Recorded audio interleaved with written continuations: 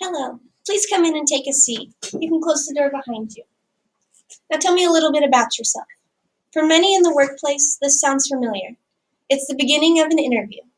Today I'm filling the position of Secretary of Education, and I'm looking for someone who can work with a budget, work well with others, will push and promote for laws, programs, and policies that better the education system, and also someone that is willing to work with the financial aid process. Now wait, I'm forgetting something, of course. It's experience in the education system. It's a must.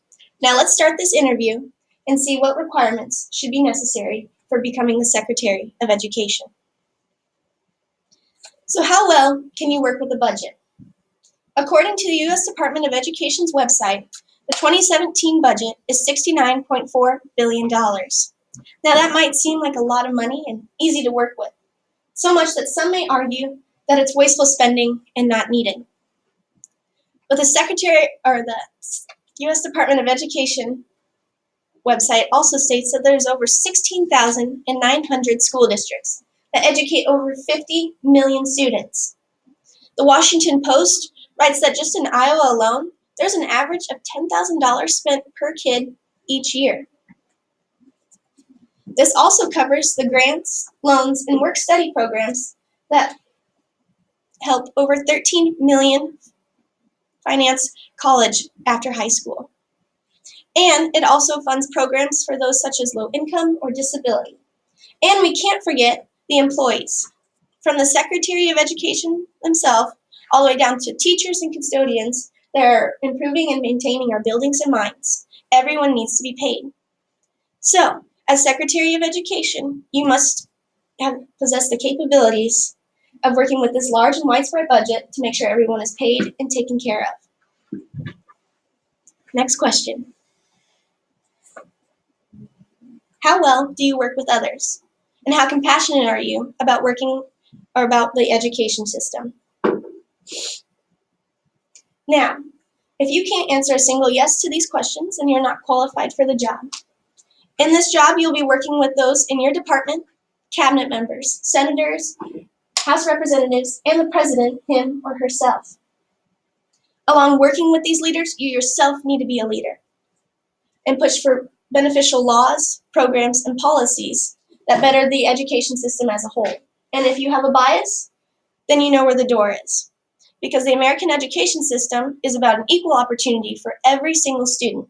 And if you're not willing to benefit for all Americans, then the job is not for you. Now, let's wrap this interview up with a few more questions. What is your opinion on financial aid? And what is your experience in the education field? And how will you use that to making impacting decisions on our education system? Now, to understand this question, you must be able to walk in their shoes. And that's approximately 44 million pairs of shoes. According to StudentLoanHero.com, that is how many are paying back their student loans.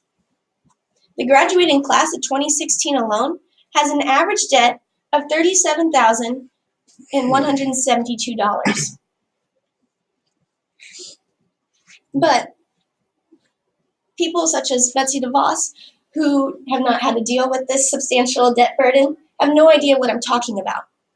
So to become the Secretary of Education, you must be able to overlook your own luxuries and privileges and realize that not everyone falls into the 1% to pay for college. I mean, you wouldn't pay someone to perform heart surgery on you if they've never done it before, or pay someone to fix your roof if all they're qualified to do is take pictures. Now, I had to evaluate how well you worked with the budget, if you had compassion for the education system and would promote laws, programs, and policies that bettered it as a whole for every single American, and if you reinforced the financial aid process and had experience and knowledge about the education system. Now,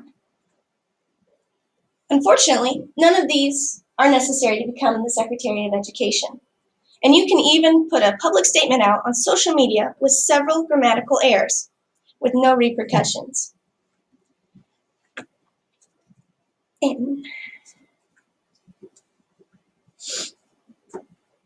yet other jobs you may see have prerequisites. And yet a cabinet position that is responsible for making impacting decisions on our education system does not need any of those. And although it gets passed through Congress, we have found that history repeats itself when it says that money talks. So, the strength of our education system is what will set us apart from foreign competition. So if we are wanting to continue bettering our education system, then we need a Secretary of Education that is qualified with experience and knowledge to keep improving our education system.